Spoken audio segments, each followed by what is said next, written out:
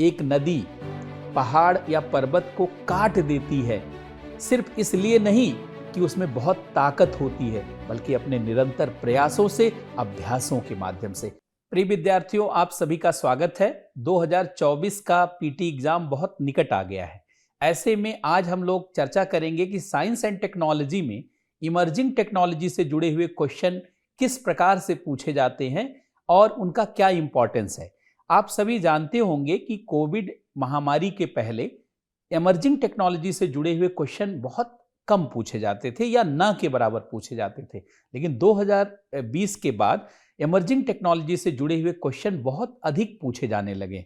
लगभग हर एग्जाम में 3 से 4 या कई बार 5 प्रश्न इमर्जिंग टेक्नोलॉजी से जुड़े हुए होते हैं। इमर्जिंग टेक्नोलॉजी, जिसको आप डीप टेक्नोलॉजी भी कहते हैं, फ्यूचरिस्टिक टेक्नोलॉजी भी कहते हैं, इवॉल्विंग टेक्नोलॉजी भी कहते हैं, कई नामों से आप इसे जानते हैं। और इसमें बहुत ऐसी टेक्नोलॉजी लगातार जो इवॉल्व होती जा रही है और हमारे जीवन से जुड़ती जा रही है, उसके बारे में सवाल होते हैं। वैसे भी आप जानते होंगे कि साइंस एंड टेक्नोलॉजी में बेसिकली 2 पार्ट होता है, एक स्टैटिक पार्ट, दूसरा डायनेमिक पार्ट।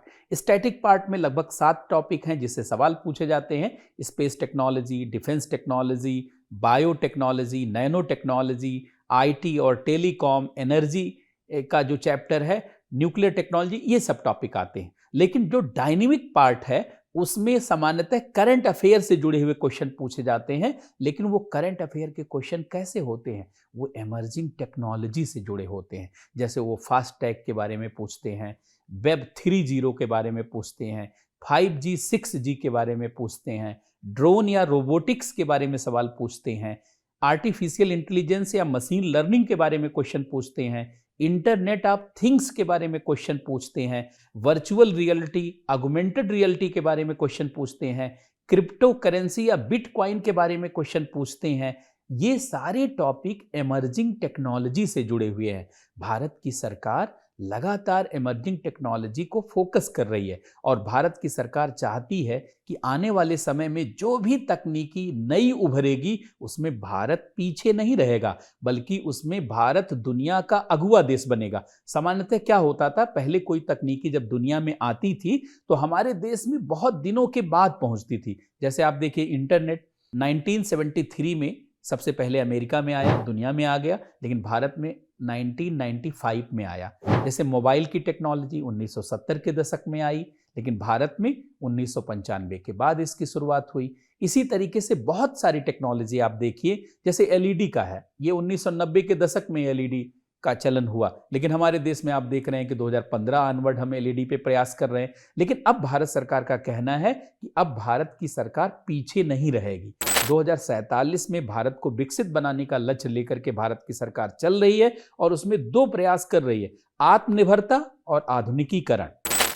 आत्मनिर्भरता कब आएगी कि 2023 में भारत की संसद ने अनुसंधान बिल पास किया, जिसके नाते नेशनल रिसर्च फाउंडेशन की स्थापना की गई और उसको 50,000 करोड़ रुपए दिया गया, ताकि इमर्जिंग टेक्नोलॉजी में जो शोध, अनुसंधान, नवाचार है, पेटेंट को आगे बढ़ाने की व्यवस्था है, उसको प्रोत्साहित किया जा सके। और साथ ही साथ 1 फरवरी 2024 के अंतरिम बजट में भारत की सरकार ने 1 लाख करोड़ की घोषणा की डीप टेक्नोलॉजी। डीप टेक्नोलॉजी का मतलब इमर्जिंग टेक्नोलॉजी। डीप टेक्नोलॉजी सामान्यतः जटिल तकनीक को कहा जाता है, जिसका विकास कठिन होता है, जिस पर अनुसंधान की जरूरत होती है। और इसी मामले में आप देखिए, हम लोग क्वांटम कंप्यूटिंग पर, क्वांटम कंप्यूटर पर फोकस कर रहे हैं, हाइड्रोजन एनर्जी पर फोकस कर रहे हैं, एथनॉल ब्लेंडिंग पेट्रोल पर फोकस कर रहे हैं, इलेक्ट्रॉनिक व्हीकल पर फोकस कर रहे हैं, 5G के बजाय हम 6G तक 2030 तक पहुंचना चाह रहे हैं, डीप स्पेस,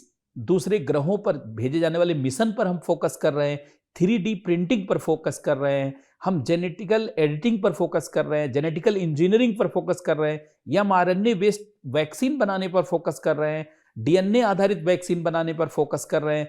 पूरी दुनिया में भारत फार्मेसी और बायोटेक्नोलॉजी की राजधानी के रूप में जाना जाने लगा है, स्टार्टअप के एक केंद्र के रूप में जाना जाने लगा है, यूपीआई क्रांति के लिए जाना जाने लगा है, ब्लॉकचेन टेक्नोलॉजी में किए जाने वाले प्रयास के लिए जाना जा रहा है। साथ में ऑप्टिकल फाइबर के माध्यम से, लाइट वेव के माध्यम से फोटोनिक वेव के माध्यम से बड़ा परिवर्तन कर रहा है और 2025 तक भारत डिजिटल इंडिया बनाना चाहता है। तो ऐसे में आपको इमर्जिंग टेक्नोलॉजी पर बहुत फोकस रखना है और एक चीज ध्यान रखना है कि डीप टेक्नोलॉजी स्टार्टअप जिसकी शुरुआत 2024 में हुई बड़े स्तर पर और 2023 में इसकी घोषणा हुई, इसको आपको फोकस करना है।